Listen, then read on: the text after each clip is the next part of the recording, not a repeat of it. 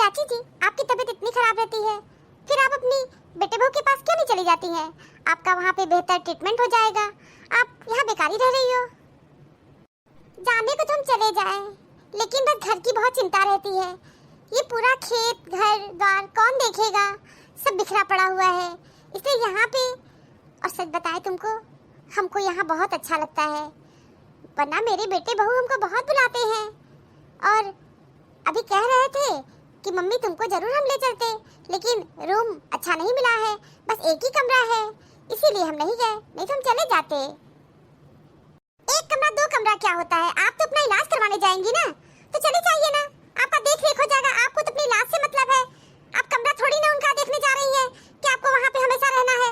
आपको अपना इलाज करवाना है, जाइए अपना इलाज करवा लीजिए, शहर में बेहतर डॉक्टर होते हैं, और अपना इलाज अच्छे से करवाइए, अपना भी चले आइए। राधिका, तुम इतनी एक्साइट मत हो, तुम मेरे लिए परेशान बहुत जल्दी हो जाती हो। मेरी चिंता मत करो, यहाँ भी अच्छे डॉक्टर हैं और मेरा इलाज बहुत अच्छी तरह हो रहा है। और जब हम ठीक हो जाएंगे, स्वस्थ रहेंगे, तो चले जाएंगे। स्वस्थ रहेंगे तो कहीं पे जाने में अच्छा भी लगता है। अब बीमारी शरीर, मन दुखी रहता है, खुद भी परेशान रहेंगे, कुछ भी अच्छा नहीं लगता है। और वो बहू बेटों की जिंदगी में क्या दखल हम देने जाएं? छोड़ो, जाने दो, इलाज चल रहा है ना मेरा, मैं ठीक हूँ। स्वस्थ जाऊंगी तो चली जाऊंगी, ठीक है? तुम्हारे कहने से जा रही हूँ, जाऊंगी। कहने का मतलब है मैं चली जाऊंगी, तुम्हारे कहने से निश्चित जाऊंगी, बस हमको स्वस्थ जाने दो। देखो, मैं बीमारी हालत में नहीं जाना चाहती हूँ। ठीक है चाची जी, जैसा आपका मन करे। हम तो कह रहे थे आप चली जाइए, जाके अपना इलाज करवाइए, लेकिन ठीक है, जैसा आपका मन करे आप ऐसा करिए। चाची जी, बस मुझे आपके बेटे बहू का एक बात नहीं अच्छा लगा, जो ये बोले कि एक कमरा है। अरे, आपको अपनी माताजी का इलाज करवाना है, आप एक कमरा दो कमरा आपको करना ही नहीं चाहिए। अरे राधिका, तुम शक मत करो, मेरे बेटे बहू बहुत अच्छे हैं, मेरा बहुत ख्याल रखते हैं। तो आपका ख्याल रखते हैं, बहुत कमाल नहीं करते हैं। ये बच्चों की भी जिम्मेदारी होती है। माता पिता अपने बच्चे को पढ़ाते हैं, लिखाते हैं, योग्य बनाते हैं, समाज में रहने के काबिल बनाते हैं। आप ही पढ़ाई लिखाई हो ना अपने बच्चे को, तो उनका नैतिक कर्तव्य कुछ नहीं होता है क्या? हम नहीं जानते हैं कि बच्चों का नैतिक और सामाजिक कर्तव्य क्या है। माता पिता तो सबसे पहले अपने कर्तव्यों का पालन करते हैं, अपने बच्चे को योग्य बनाते हैं। हम भी वही काम किए, और अपने बेटों से बहू से हम कोई अपेक्षा नहीं करते हैं। जब तक शरीर में दम है करेंगे, नहीं होगा तो वही लोग देखेंगे, तब की तब देखी जाएगी। ठीक है चाची जी, जो आपका मन करे आप करिए, बस मुझे लगता है कुछ जरूरत से ज्यादा ही आप अपने बहू बेटों से प्रेम करती हैं। आप अपने बहू बेटों की बातों पे बहुत विश्वास भी करती हैं। राधिका अपने बहू बेटों की बात पे विश्वास भी करते हैं, और क्यों नहीं विश्वास करेंगे, मेरे बहू बेटे हैं ना। हाँ, आपके ही बहू बेटे हैं, बिल्कुल सही कही, विश्वास तो आप जरूर उन पर करेंगी। लेकिन बस चाची जी, मुझे ऐसा लगता है आप कुछ जरूरत से ज्यादा विश्वास करती है। राधिका, तुम ज्यादा शक मत करो, अब मेरे बारे में ज्यादा चिंता मत किया करो, सब अच्छा होगा। मेरी बहू बहुत अच्छी है, कहो तो तुम्हारे सामने उससे बात करे। हेलो मम्मी जी, प्रणाम। खुश रहो बहू। अरे, तुम्हारा ही नाम ले रहे थे। और बहू सच पूछो तो मैं तुमको कॉल मिलाने जा रही थी, बस समझ लो कि बस तुम्हारा तुरंत फोन आ गया, नहीं तो मैं तुमको ही कॉल मिलाने जा रही थी। मम्मी जी, हमको आपकी बहुत फिक्र रहती है, इसीलिए मैं आपको सुबह शाम कॉल करती हूँ। मम्मी जी बताइए, आपकी तबीयत कैसी है? बहू, इस समय तो मैं बिल्कुल ठीक हूँ, थैंक्स गॉड। मम्मी जी आप बिल्कुल ठीक है, ये सुन के बहुत अच्छा लगता है। और बहू, तुम्हें कमरे अच्छे मिल गए कि नहीं? नहीं मम्मी जी, कमरे अच्छे नहीं मिले हैं, समझ लीजिए बहुत छोटा सा रूम है, एकदम अच्छा नहीं है मम्मी जी, बस किसी तरह हम लोग रह रहे हैं। और मम्मी जी, जैसे ही कोई अच्छा घर मिलेगा आपको हम लोग अपने पास ही रखेंगे। नहीं नहीं ठीक है, बस हमको अपना इलाज करवाना है ना, इसीलिए शहर में सोच रहे थे किसी अच्छे डॉक्टर को दिखा देंगे, और हमें कोई चिंता नहीं है, हम यहाँ बहुत खुश हैं। सच पूछो बहू, मुझे गांव में ज्यादा अच्छा लगता है, और यहाँ पे भी इतना सामान चीज घर द्वार सब फैला हुआ है, कौन देख रेख करेगा? बस तुम लोग अच्छे से रहो, खुश रहो, हम बस यही चाहते हैं।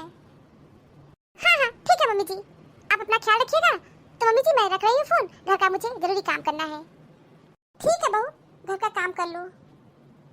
दिव्या, मेरा बेटा आए तो उससे कह देना मुझे कॉल कर लेगा। ठीक है मम्मी, हम उससे आपका बात करवा देंगे। देखिए राधिका, मेरी बहू मेरा कितना ख्याल रखती है। मुझे फोन कॉल करके मेरा हाल चाल हमेशा लेती रहती है। हाँ, ये तो बहुत अच्छी बात है। अच्छा ठीक है, तुम बैठो, तुम्हारे लिए चाय बना के ला रहे हैं। अरे नहीं चाची जी, बुढ़ापे में हम आपसे चाय बनवाएंगे। हम जा रहे हैं, चाय बना के ला रहे हैं, दोनों लोग साथ साथ पियेंगे। तुम ना बहुत अच्छी हो। जाओ ठीक है, मेरे लिए चाय बनाओ। मैं तो बेवकूफ नहीं हूँ कि सास को यहाँ बुला लूं, अपनी पूरी आजादी छीनवा दूं। माता जी आप वहीं पड़ी रहिए, आप वहाँ खुश, मैं यहाँ खुश। दिव्या, खड़ी होके क्या सोच रही हो? अरे मम्मी, तुम कब आई?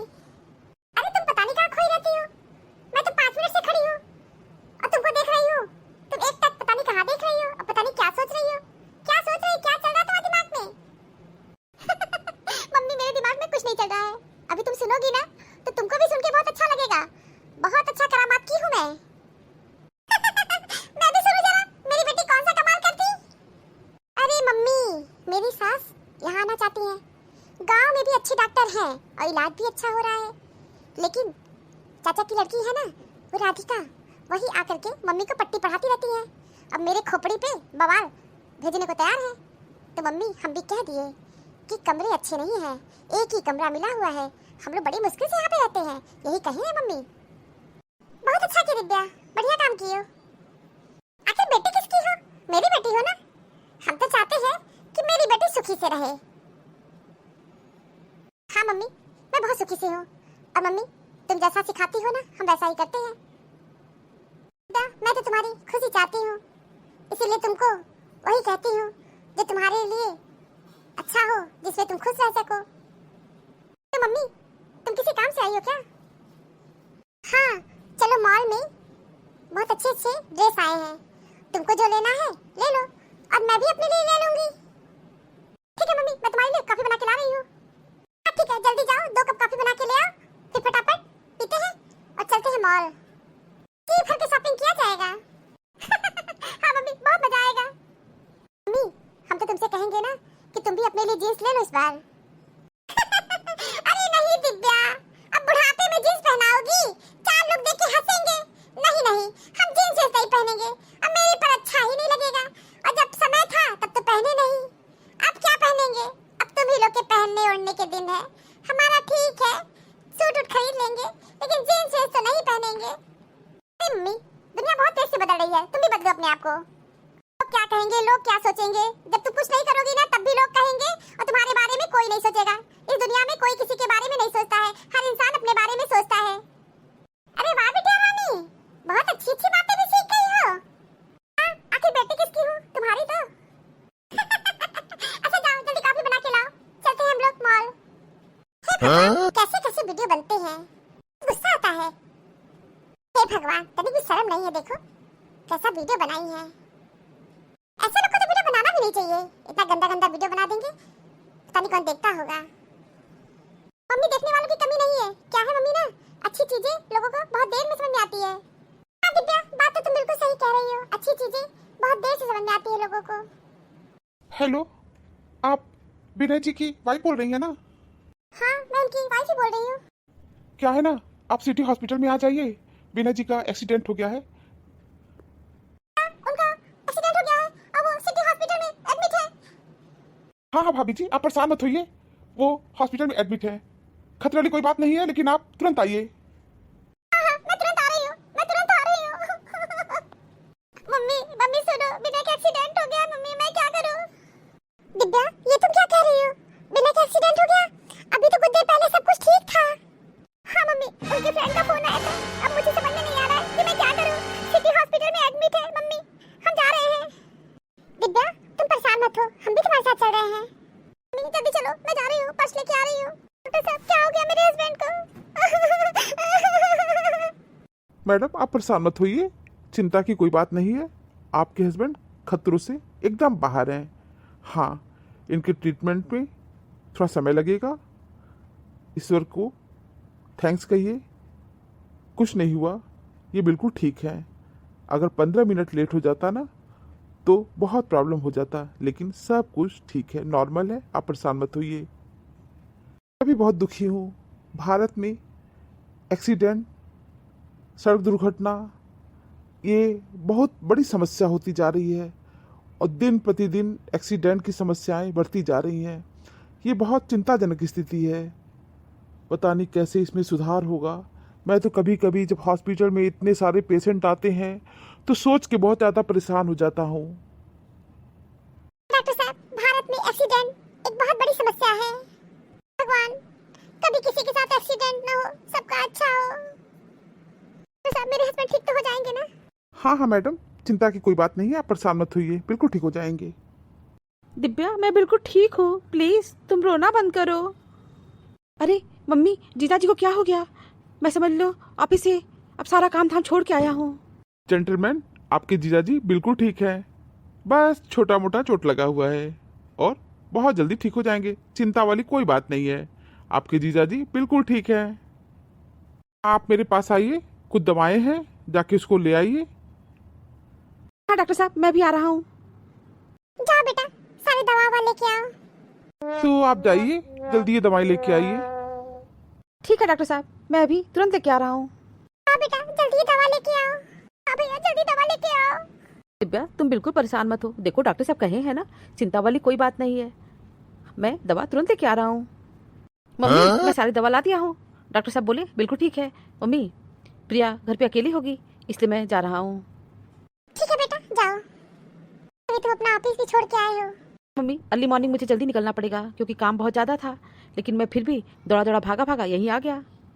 हाँ तो ठीक है बेटा, तुम निकल जाओ। जाओ घर पे और खाना वाना खा लेना।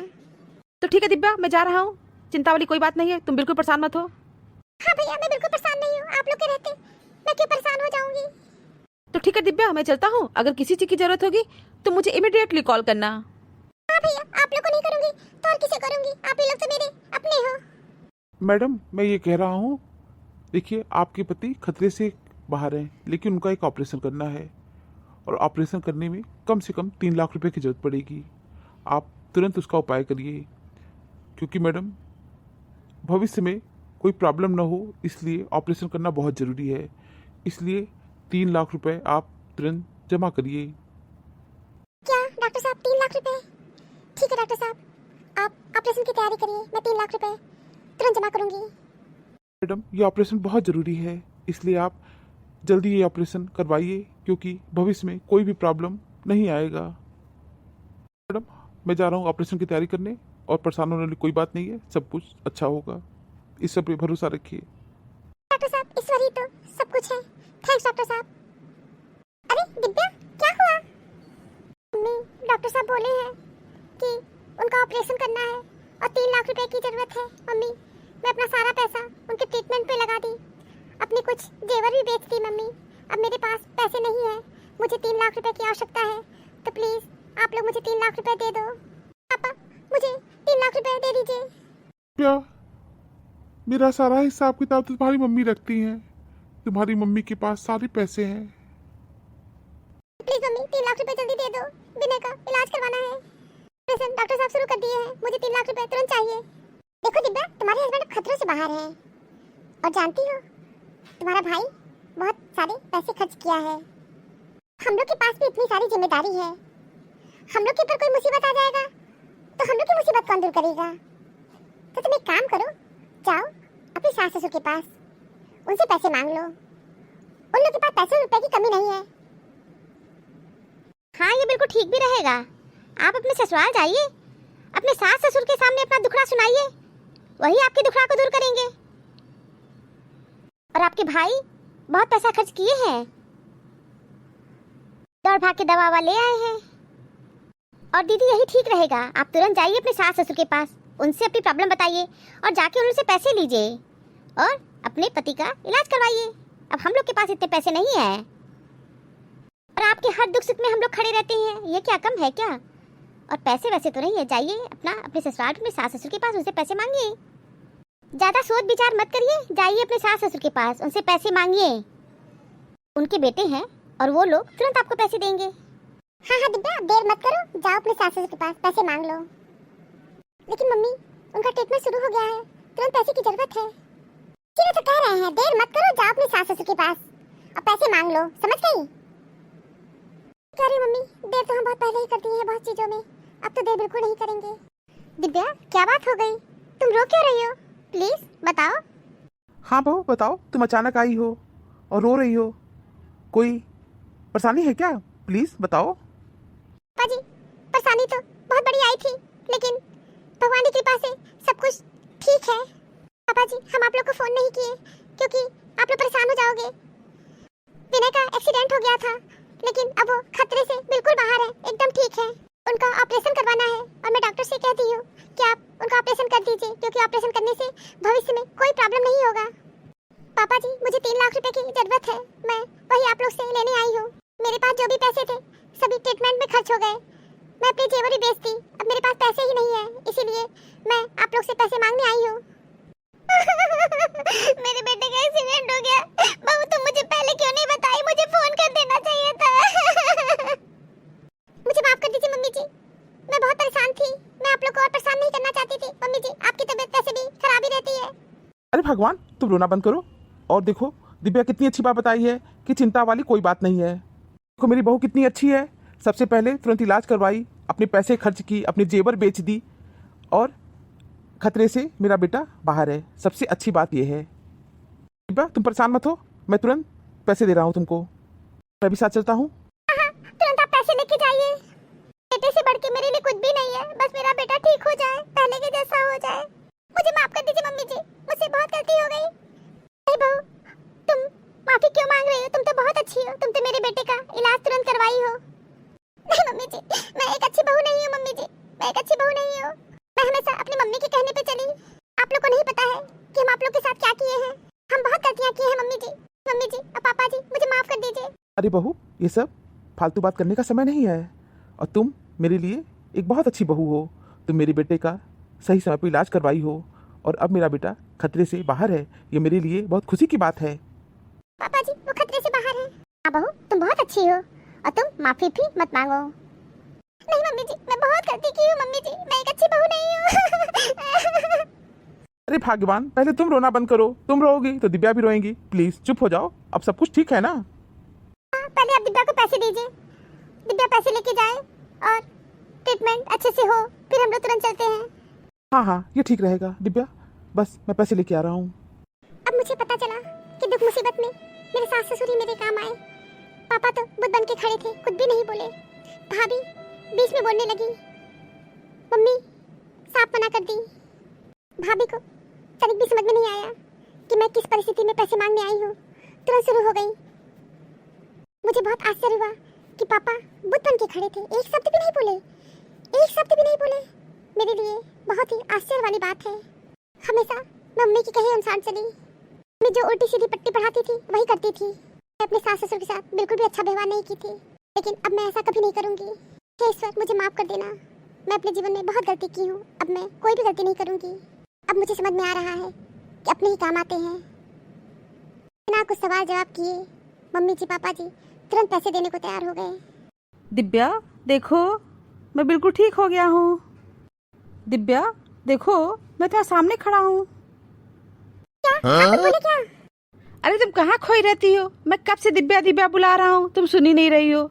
अब मेरी चिंता मत करो, मैं बिल्कुल ठीक हूँ, देखो मैं स्वस्थ होके आ गया कि नहीं।